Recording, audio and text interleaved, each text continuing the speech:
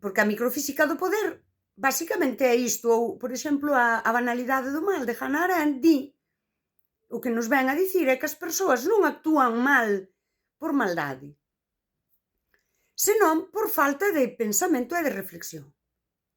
Cando o profesorado se pon en liña co poder dunha forma na que agora hai que facer isto, agora isto, e ten a sensación de que está facendo o mellor, está ao servicio do poder, o poder exerciu este autoritarismo, esta autoridade, e agora o profesorado é a autoridade cras familias. Logo a resistencia ven de baixo.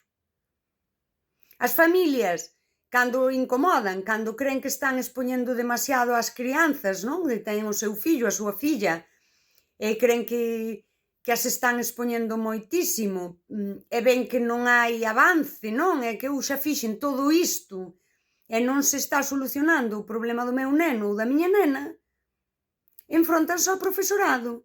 É un exercicio de resistencia ao poder.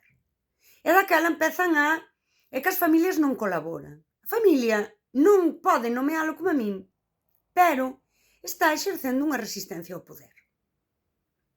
A resistencia de baixo para arriba. Daquela, aquí o profesorado pode acordar e dicir, porque nós facemos todo isto, é certo, eu estou sempre atrapallado en merdallada e sigo tendo o alumnado desatendido.